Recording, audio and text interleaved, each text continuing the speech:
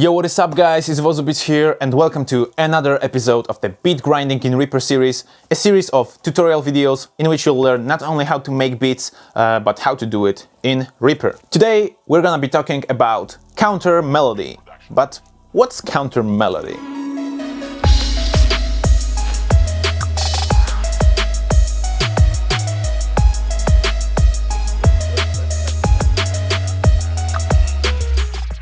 So let's use Wikipedia for this purpose.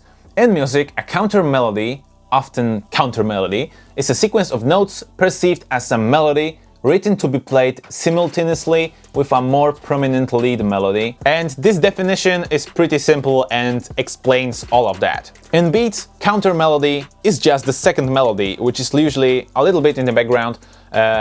Maybe it's an octave lower, but it doesn't have to be. It often has different, maybe a little bit less bright sound, because we don't want these two melodies to argue, you know. Something has to be a lead melody and something has to be a counter melody.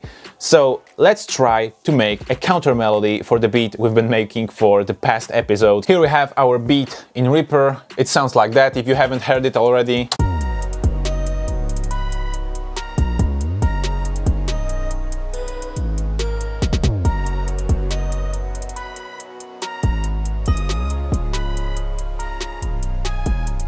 We have a melody, we have some chords in the background, we have the drums, we have the 808s, but there is no counter melody, which we are going to add right now. The basic melody here is just based on eighth notes, and they are placed in the same way all over the place. Let's be a little bit more ambitious with the counter melody to make this more interesting.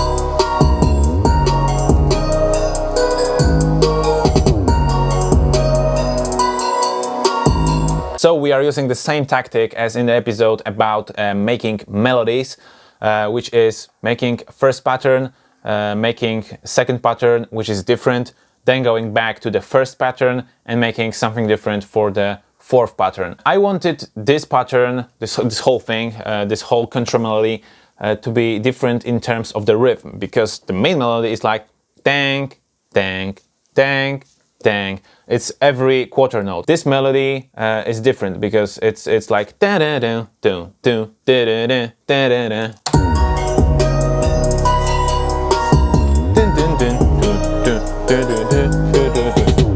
So it just has different rhythm, which adds in this case this happiness. So let's add the fourth part.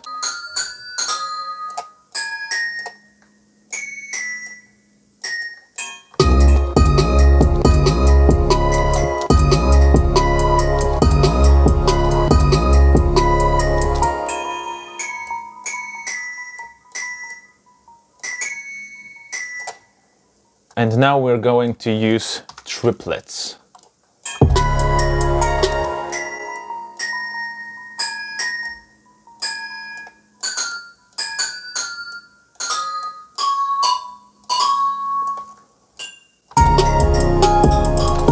Yeah, so listen to the last part only. The whole rhythm is like dun dun dun dun dun, and then at the end dun dun dun dun dun dun. Let's listen to the whole counter melody.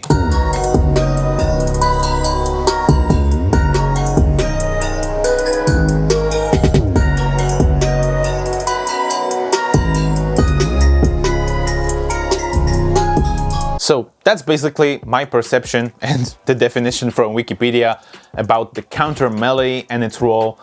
Honestly, this melody right here could be the main melody, and the melody we've made some episodes before could be a counter melody. But I like to do more complicated things in the background, even though they could be the main melody. I just like to keep them as the counter melody. For real, guys, I really enjoyed this line right here. This is decent. Question time. And the question for you guys is, what's your philosophy? What's your attitude in terms of counter melodies? What's your way of making counter melodies? Do you even make counter melodies? Because some trap beats just don't have counter melodies. They just rely on one simple melody, one simple loop. So that's up to you, I think. But let me know in the comment section down below. In the next episode, I'm gonna show you how to program any kind of a MIDI controller so you can change the parameters with knobs. For example, you would like this knob to change the cutoff, this knob to change the attack, this knob to change the reverb amount, and how to do it just like that. So stay tuned for that, and this will work for almost any MIDI controller. My name is Dominik, you've been watching Wodzu Beats, and keep the good vibes alive.